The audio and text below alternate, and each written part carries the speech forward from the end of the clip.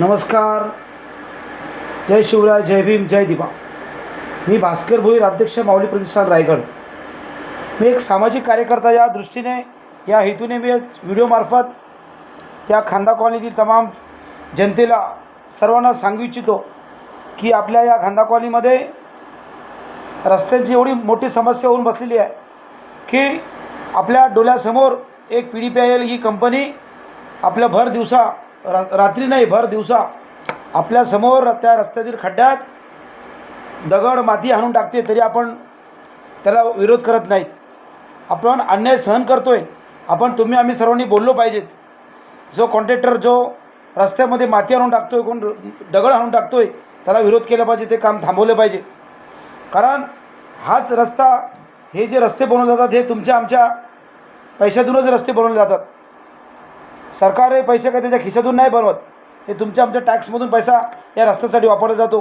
याचा गैरवापर होताना दिसतो आहे. हे कुठेतरी थांबलं पाहिजे. आज खांदा कॉलनीमध्ये असा कोणता रस्ता नाही की जिथे खड्डा नाही. जिथे रस्ता तिथे खड्डा ही मोठी समस्या होऊन बसलेली आहे.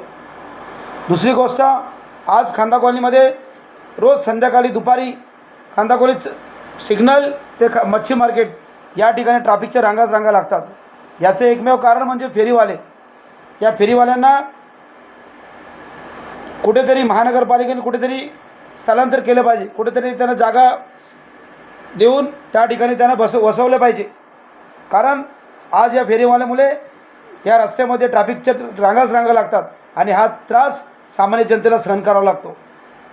कारण हे दुसरी गोष्ट, आज खांदा कॉलनीमध्ये सेक्टर 7 आणि सेक्टर 9 या मुख्य रस्त्यावर गेल्या 2 महिन्यापासून एक खड्डा पडलेला आहे. त्या खड्ड्याच्या ठिकाणी TIPL या कंपनीचं बॅरिकेड ठेवण्यात आलेलं आहे. तो बॅरिकेड कुठेतरी इकडं तिकडं सरकताना दिसतो, परंतु खड्डा काही भरला जात नाही. ही मोठी शोकांतिका आहे. कारण TIPL म्हणजे कोणाची, तर इथे 15-20 वर्ष सत्तेत असलेले आमदार यांची ही TIPL कंपनी आणि यांचं बॅरिकेड त्या खड्ड्याच्या ठिकाणी पडलेलं आहे. हे मला सांगायचंही सांगायलाही खराब वाटतं. कारण आज खांदा कॉलनीमध्ये गटारं तुटलेली आहेत, कुठे चेंबर तुटलेले आहेत. आज तुम्ही पाहत असाल की दररोज एक महानगरपालिकेची एक गाडी फिरत असते, सातत्याने फिरत असते. ती त्या शोवर लाईन चॉकअप झाल्या असतात, त्या काढण्यासाठी ते शोवर लाईन चॉकअप काढण्यासाठी एक गाडी नेहमी सातत्याने फिरत असते. म्हणजे यांचं काम कुठेहीच काम त्याचं क्वालिटीचं होताना दिसत नाही. तरी आपण सामान्य जनता तोंडात बोट घालून गप्प आहोत. आज रस्त्यामध्ये खड्डे भरत असताना आपल्यासमोर दगड टाकले जातात, तर आणि लोक जनसामान्य माणूस तोंडाला रुमाल बांधून निघून जातो. आज त्या खड्ड्यांमुळं धुळीचं प्रमाण वाढलेलं आहे. त्यामुळं सर्दी खोकला असे आजार होण्याची शक्यता आहे आणि हे सर्वांना होत आहेत. तरी देखील आपण हे अन्याय सहन करतो आहे. म्हणून आपण या अन्यायाविरुद्ध बोललो पाहिजे.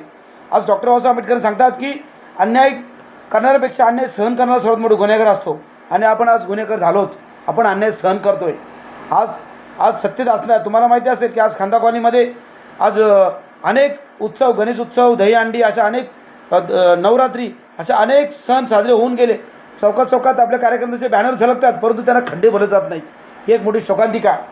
म्हणून आम्हा सर्वांना, सर्व जनतेला सांगू इच्छितो की आता येणाऱ्या पुढ्या 1-2 महिन्यामध्ये इलेक्शन येतो आहे. त्यासाठी जागे राहण्याची आपल्याला आत्ताच गरज आहे.